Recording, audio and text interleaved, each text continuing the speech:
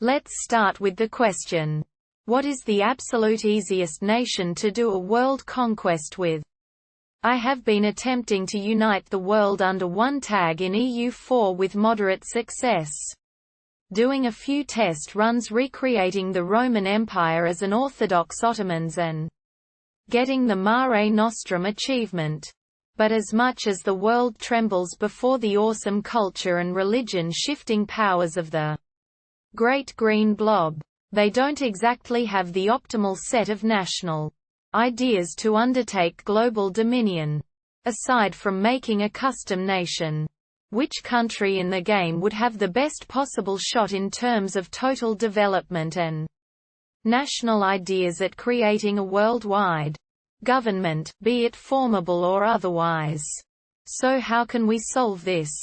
There are 5 possible answers. Answer 1. Catholic Ottoman should be good. Coptic Ottoman is also a good option. More CCR. If you are not opposed to a little exploit to start the game with the Westphalia Peace. To convert Ottoman, you can check Florey Worry videos for more detail. But basically, you take some provinces the religion you want to convert. Give them to the dhimmi. Then, you piss off the dhimmi and remove the provinces from them, generating religious rebels. Let the rebels roam free, stopping paying for your forts. While you are at war with an OPM, they will convert all your provinces for free. Once they occupy enough provinces, break to them. Being at war with an OPM prevent them to force break your country before they finished converting. France is another very good choice, especially if you can quickly force Poo over Aragon or Castile. Became emperor as soon as possible. I personally forfeit colonization in profit of Diplo, Influ. And keep the empire Catholic by conquering and converting any center of reformation that pop in the empire once you're the emperor, of course. Try to put your dynasty in PLC and Russia. I was able to do both on my current run. An aggressive coup basically allows you to conquer a 800% country in one war. That's a huge help to a WC. You can use the put relation on the throne on every HRE member after you revoke the privilege. It should help you to expend your dynasty. Don't even start me about a diplomatic coup. Was able to get Poo over Russia and France diplomatically as Castile. Without even trying. Pus are another reason why Catholics country are better for your first WC. Ming is weird. It gets a very easy start, but it can be very difficult to manage WC with the mandate. Keep in mind that a 0% mandate means 50% weaker units. You don't really have to worry about the colonization part. Let a weak Portugal or Castile manage it. Then Poo, vassalize, conquer the country and get all the colonial nations for free. So my choices, Coptomans with Westphalia France. Answer 2. The 3 easiest nations to do a WC with are Austria, Castile and Moguls, in that order. Austria into HRE. Austria starts as Emperor of the HRE with the force limits slightly above 40 and has missions and events to get Pus over Hungary and Bohemia. As well as a gold mine, in reality a silver mine, but the game only knows gold, in Tyrol. By guaranteeing every prince, as well as warning every country bordering Sundgau, you can ensure peace within the HRE. This will get you massively over the limit for diplomatic relations. But diplomatic power, mana, cannot fall below 999. This means for a while you will be unable to take land without claims. But can still conquer territory and add it to the HRE. Keep in mind that waging war for more than 10 months per 1 IA is not worth it, because you get +0.1 IA per month for being at peace with Bonnie from getting re-elected. Put your king in the army and drill to kill him faster. You should be able to get the second to last reform by 1515 to 1525. Which will get you the vassal swarm. Put your focus to dip points, you will have caught up in dip tech by 1550 to 1560. At this point, you are absolutely unstoppable. Your vassal swarm can crush everything. You can be at constant 100% OE, but all the while also feed your vassals. Once you are able to form client states, do so at the border of HRE territory and feed the whole world into vassals. Once you have the whole world under the control of your vassals, click the last reform to become the HRE. This is the most easy, most boring, most secure and most braindead way to do a WC, and is basically just a big grind without many areas of luck or skill involved. You can also use the timeline exploit to get 2 more provinces right at the start and to ensure the game starts with religious peace, disabling league wars and reformation, so you do not need to deal with that at all. Castile into England into Spain if you own at least one of Dharma or Wealth of Nations. Plus have both Golden Century and rule Britannia. Castile is the powerhouse of the game, due to their missions and events. Event. If you disinherit Enrique at game start, you ensure a very quick Iberian wedding, granting you pass over both Aragon and Naples. If Aragon still holds Naples, which they should at that point. Event. You have a good chance to get the Burgundian inheritance, giving you access to the lowlands. Event. You have a chance to get an Habsburg heir. Mission. You get a mission to Portugal. Do so after they have taken exploration and are on the historical ideas track, ensuring they also take expansion. Mission. Once forming Spain, you get a mission to Austria, who often also hold Hungary, via their event. Mission. By invading England and forming England, you get access to the English mission to subjugate a 200% Scotland and France by 1550. You can realistically have formed Spain and hold the thrones of Naples, France, Austria and Hungary, as well have Norway, via the First Age ability to transfer subject for half the price, and Scotland as strong vassals, effectively meaning you can colonize uncontested and at the same time eat Europe if you so desire. Alternatively, you hold enough land to become emperor and feed provinces into the HRE to pass reforms and quickly gain the vassal swarm as well.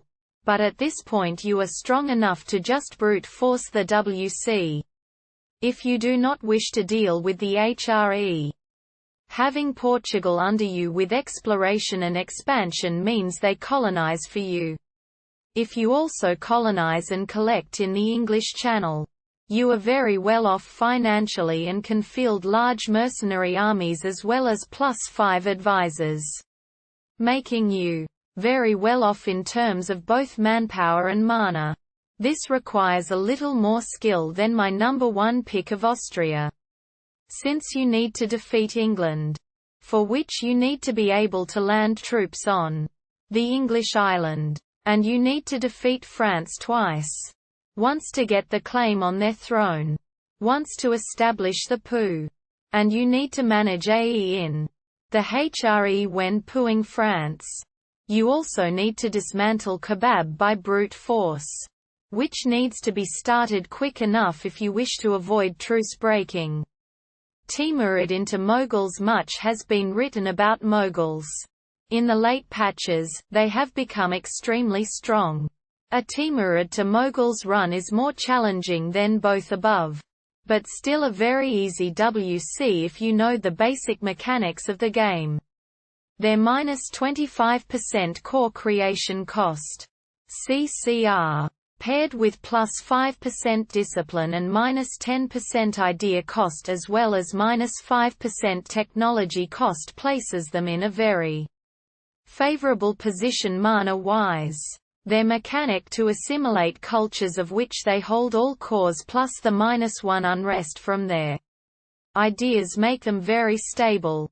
And the boni from assimilating some cultures are also superbly strong. Another -10% CCR from Hindustani.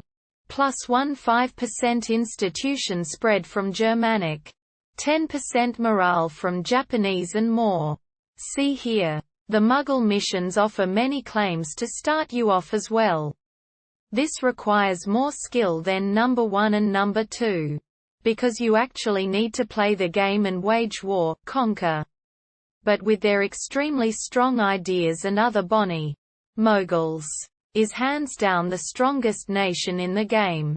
Austria is only better because of the very broken HRE mechanics. And Castile is only better because of their insane missions if combined with English missions. They aren't stronger on their own. The most challenging part of playing Mughal forming them when starting out as Timurids, as they start in a quite unstable position, as well as planning and executing the move of the capital to Europe to enable trading companies in Asia and to reduce stress through corruption by having too many territories. Although this can also be dealt with simply by rooting out corruption. Especially the start is why I didn't put Mughals at number 1. Honorable mentions. Of course there are way more nations which are very capable of doing a WC. But those 3 are by far the most easy. Prior to the latest patch 1.29. A Manchu greater than Golden Horde greater than Mongol Empire WC is also a good contender. But I am not certain how the lastest changes to Manchu, especially to banners, might have changed this. Ottoman starts in a very strong position as well. And doing a WC with Kebab is certainly on the easier side of the scale. I somewhat disagree with becoming Catholic. By ensuring a draw in the religious wars, you can become emperor as Orthodox nation or Coptic nation, Ottoman or Coptoman, or you can use the Sunni mechanic of spreading the religion through trade nodes if you stay Sunni. All are good choices with different strengths and weaknesses. England is also a strong nation, although not as strong as the others. By pooing France you start off quite strong. And you can keep the HRE Catholic by crushing the Reformation centers afterwards. But honestly, starting as Castile, forming England and then forming Spain is just plain better. A note on Poland. As Christian nation, Austria or Castile, make sure to have your dynasty on the throne of Poland via the elective monarchy when they abolish it and form the Commonwealth. They'll be a monarchy. Have your dynasty and no heir when they do so, offering the opportunity to quickly claim their throne and wage war against them. For both the Austria and Castile run, this is a nice bonus making a WC even easier. Answer 3. I would argue that Christian Ottomans is not the best choice due to these reasons. You lose the Ottoman government type when you switch religion. Their unique government gives access to awesome heirs and make regency almost a zero-chance scenario. You can also focus your heirs to have high admin. So you can core much faster. The main reason for going Christian is HRE and annexing Europe. That's the hard way.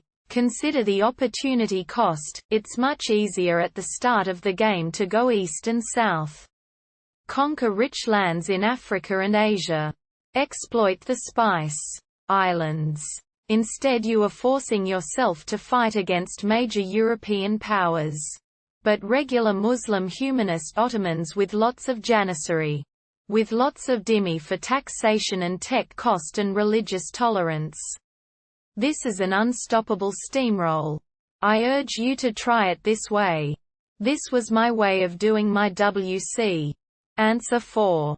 Timurids to Mughals world conquest. I agree with Polygnome that Mughals are the strongest nation in the game.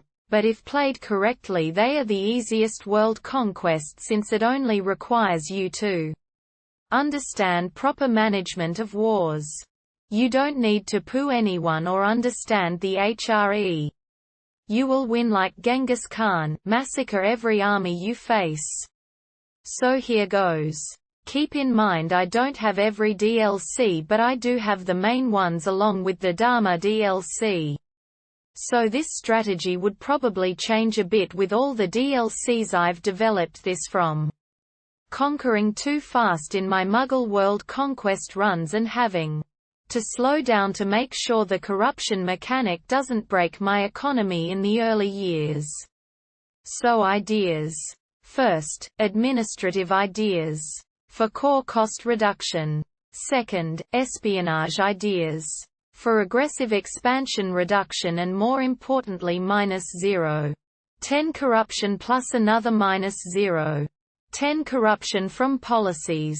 So two ideas in and you start saving massive amounts on corruption costs, which means you can overextend much quicker. Third, plutocratic ideas. +1 merchant. 10% army morale. Unrest reduction. Institution spread. Manpower recovery and a massive 43% increase in manpower from policies. Ideally you take this before you switch to the Moguls, that way you convert to a plutocratic government. Take the idea, then form the Moguls and get the standard overpowered Muggle government bonuses.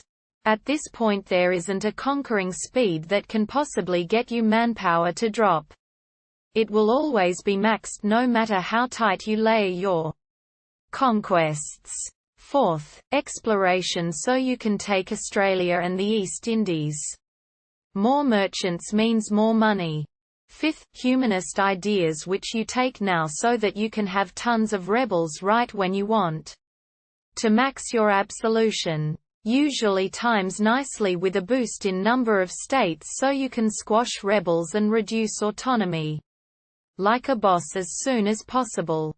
After you have all the humanist ideas, you no longer have to waste time sending your armies across the entire map to deal with rebels. And I mean no rebels ever, even after a 100 years of 95% overextension. After this it is all military ideas. I take defensive ideas first because this gives you another -0.20 corruption in policies, and then offensive for late-game siege speed. By this time your army morale will be about 8 to 9, which will be higher than every European nation. Your core cost reduction is insane. Most provinces will cost you about 2 admin to core. Your manpower is insane. Your money is insane. You have no rebels and most of the world is already yours because you haven't cared about corruption at all for most of the game. The only trick is to try and surround Europe by 1700 so you have a good 100 years to take out only Europe. Answer 5. After all this time, I'm back with a new unlikely candidate since 1.32. One of my main issues with world conquest is the endgame blobs. Nations that accumulate 1000% war score, and therefore require to war against again and again. As stated in my previous solution, poo are a good way to work against it. Well, there was a new, better and more efficient option, Majapahit. Yes, that small Indonesian country that you get to wreck easily in all your games. If he even still alive when you get there. At the end of their mission tree. They got a unique CB option that allow them to vassalize any country in the world for 80% war score, without consideration for their development, meaning that starting 1750, you can quickly vassalize Ottomans, Spain and Russia in one war each. They will very likely be unhappy and unsupportive, but they can't declare independence as long as you are at war. And by that point, you are very likely to be at war all the time. And even if they don't help you attacking, they will still defend their countries. And they will very likely lure enemies away from your land. In fact, those blobs that were a liability become a benefit. The bigger the blob, the more development you will conquer in one swoop. Starting with Majapahit might be more difficult than starting with a more classic and strong power. Especially considering that it start the game with a disaster. But if you control Southeast Asia by 1600, you should be for an easy endgame. The main limitation would be if you want to try the one faith at the same time. Those big vassals would be with the wrong religion. And it is unlikely you would be able to force religion on them. I hope these answers helped, and if they did, please drop a comment and subscribe.